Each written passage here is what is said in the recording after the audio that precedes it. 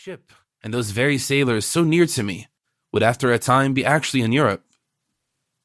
Added to these reminiscences, my father, now dead, had several times crossed the Atlantic on business affairs, for he had been an importer in Broad Street. And of winter evenings in New York by the well-remembered sea-coal fire in Old Greenwich Street, he used to tell my brother and me of the monstrous waves at sea, mountain high, of the masts bending like twigs, and all about the Havre and Liverpool, and about going up into the ball of St. Paul's in London.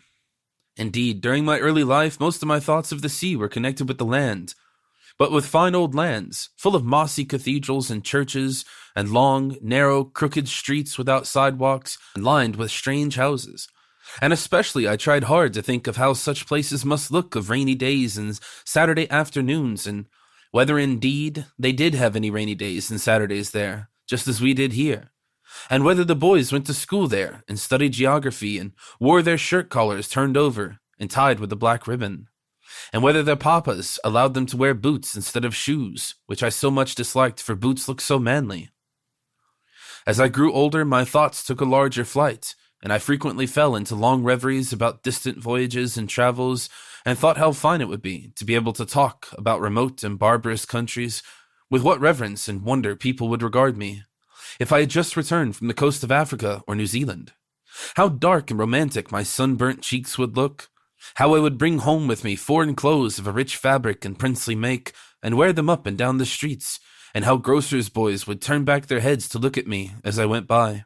For I very well remembered staring at a man myself who was pointed out to me by my aunt one Sunday in church as the person who had been in Stony Arabia and passed through strange adventures there, all of which, with my own eyes, I had read in the book which he wrote, an arid-looking book in a pale yellow cover. "See what big eyes he has," whispered my aunt. "They got so big because, when he was almost dead with famishing in the desert, he all at once caught sight of a date tree with a ripe fruit hanging on it." Upon this I stared at him till I thought his eyes were really of an uncommon size, and stuck out from his head like those of a lobster. I am sure my own eyes must have magnified as I stared.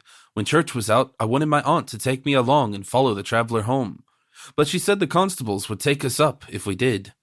And so I never saw this wonderful Arabian traveler again. But he long haunted me, and several times I dreamt of him, and thought his great eyes were grown still larger and rounder, and once I had a vision of the date tree.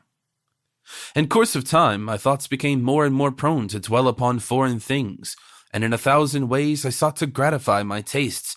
We had several pieces of furniture in the house which had been brought from Europe. These I examined again and again, wondering where the wood grew, whether the workmen who made them still survived, and what they could be doing with themselves now. Then we had several oil paintings and rare old engravings of my father's, which he himself had bought in Paris, hanging up in the dining room. 2 of these were sea pieces. One represented a fat-looking, smoky fishing boat, with 3 whiskerandos in red caps, and their browsers' legs rolled up, hauling in a sign. There was high French-like land in one corner, and a tumble-down grey lighthouse surmounting it. The waves were toasted brown. The whole picture looked mellow and old. I used to think a piece of it might taste good. The other represented 3 old-fashioned French men-of-war with high castles like pagodas on the bow and stern, such as you see in Froissart, and snug little turrets on the top of the mast, full of little men with something undefinable in their hands.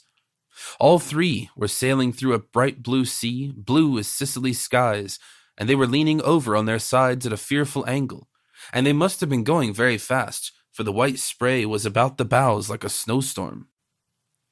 Then we had 2 large green French portfolios of colored prints, more than I could lift at that age.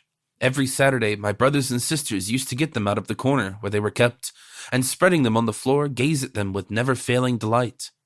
They were of all sorts. Some were pictures of Versailles, its masquerades, its drawing rooms, its fountains and courts and gardens, with long lines of thick foliage cut into fantastic doors and windows, and towers and pinnacles. Others were rural scenes, full of fine skies, pensive cows, standing up to the knees in water, and shepherds' boys and cottages in the distance, half concealed in vineyards and vines. And others were pictures of natural history, representing rhinoceroses and elephants and spotted tigers.